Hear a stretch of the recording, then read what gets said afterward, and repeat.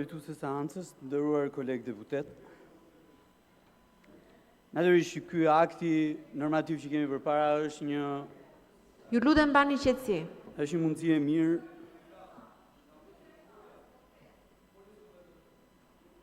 Lutem koleg mos ndërhyni ndërkohë që kolegu flet në foltore. Ju lutem. Është një rast i mirë për të diskutuar lidhur me problematika që lidhen drejtpërdrejt me çmimet. Po mbi gjitha me modelin e tregut që ne kemi. Do ta themi qartë sepse është në dritë të diellit. Çmimet e larta që kemi të karburantëve tani lidhen drejtpërdrejt me situatën e luftës në një rajon të caktuar të botës, që është, me thënë të vërtetën, edhe një nga rajonet më prodhuese dhe më tregtuese të hidrokarbureve në botë.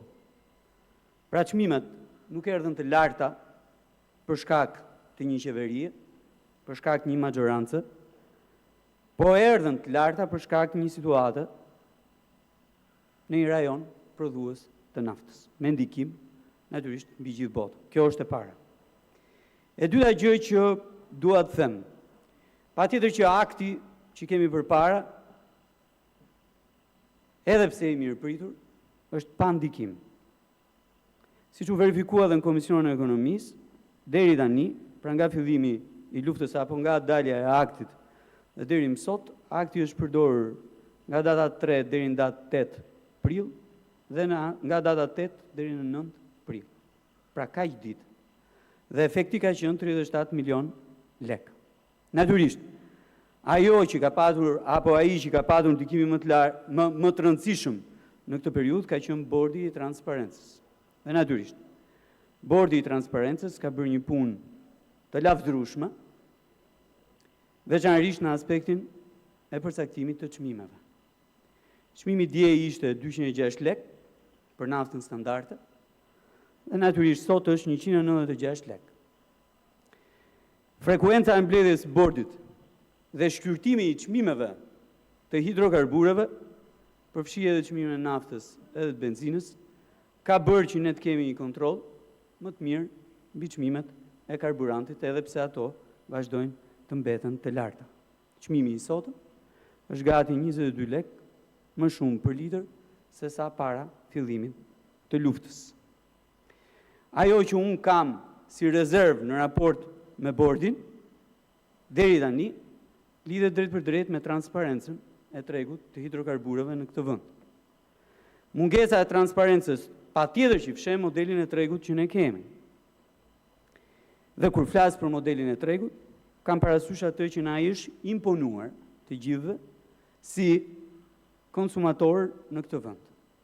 Një broker që furnizon me naftë brenda territorit të Republikës së Shqipërisë, depoziton naftën në depozita të kompanive respektive, afërmendsh mbi bazë të një kontrate blerje, dhe patjetër që kjo sasi nafte ka një çmim ditën që del nga depozita për të shkuar në pompë.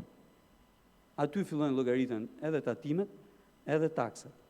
Ajo që mua nuk më rakordon këtë gjë, dhe që është evidente po të flasësh pikërisht me operatorët të tregut, kupton se në këtë skem ka edhe paspagim, në këtë skem ka edhe para që jepen me interesa, pra para që gjenden për ta blerë këtë sasi naftë. Pra brokeri bën shpesh herë edhe rolin e bankës, e pa lejuar në këtë territor. Modeli i tregut mban çmimet e larta. Ajo që dua të them është që për shkak të këtij modeli tregu, ne kemi çmimin neto, që është një koncept kudo. Ua kam treguar edhe herës që shkoj. Ky është një publikim i bërë nga shoqatat e hidrokarbureve në Itali. Sky e shpërndau më pas, ku flitet për çmimet neto të Italisë dhe të vendeve të tjera europiane. Pra, çmimi neto pa taksa, i yni, vazhdon të mbetet më i shtrenjtë.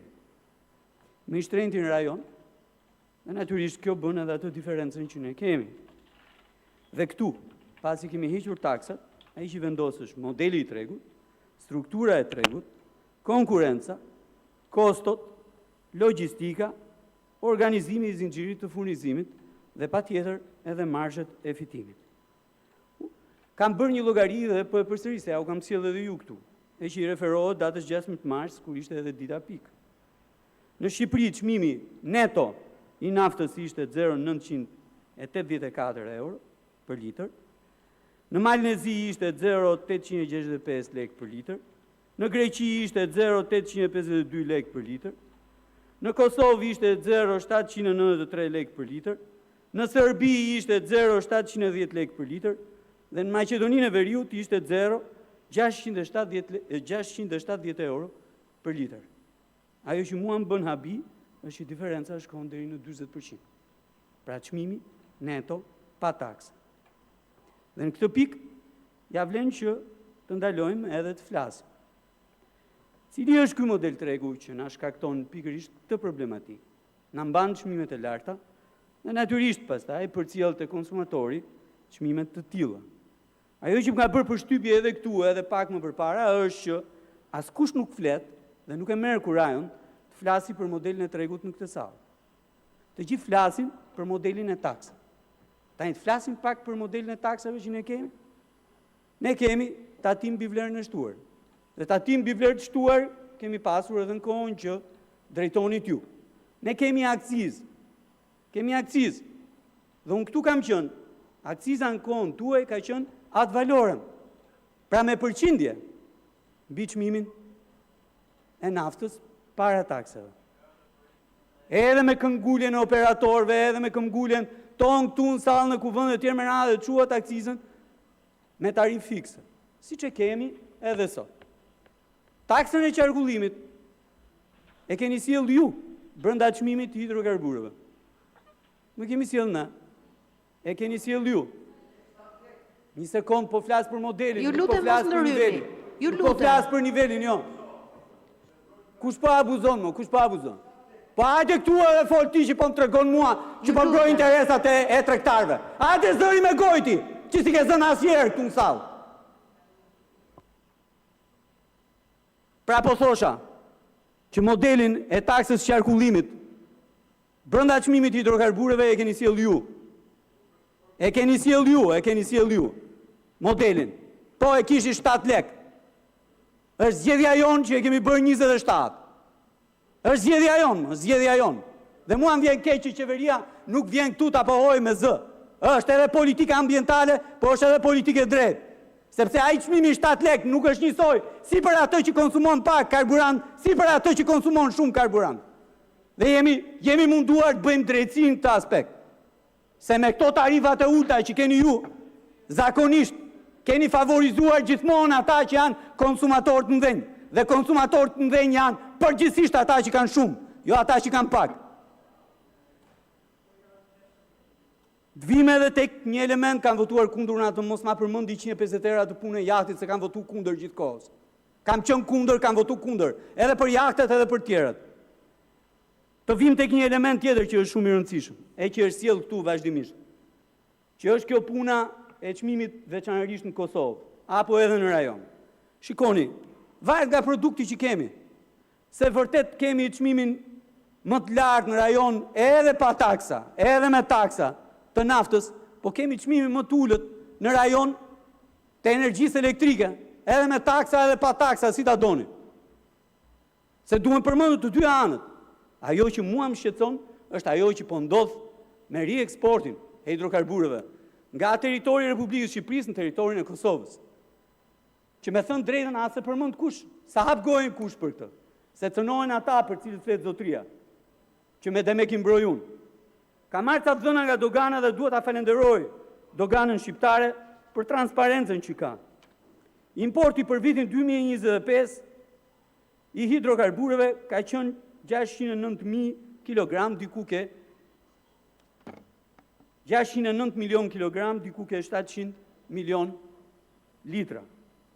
Ndërkohë që rieksporti për vitin 2025, dhe ky është problemi që kemi, rieksporti me dhënat e doganave në drejtim të Kosovës është 731 milion litra. 731 milion litra, ku gati 1/3 E këti i ri eksporti e bën vetëm një kompani.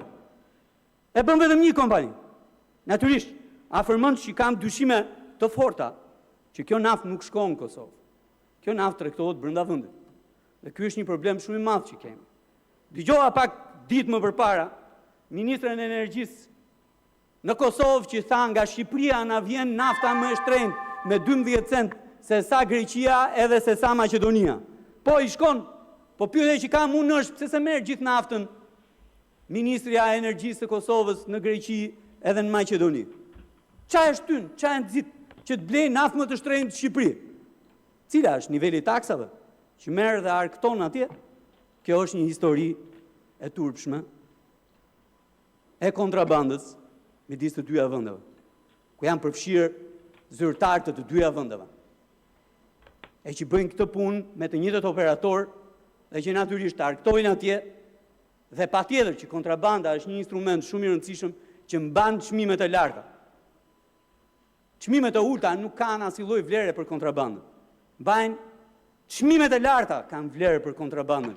Dhe ky është një problem që duhet ta adresojë institucionet tona fiskale me qëllim që t'i japim një goditje përfundimtare kësaj historie, që rieksportojmë Kosovën në fakt shesim brenda vendit dhe i shpëtojmë të gjitha taksat.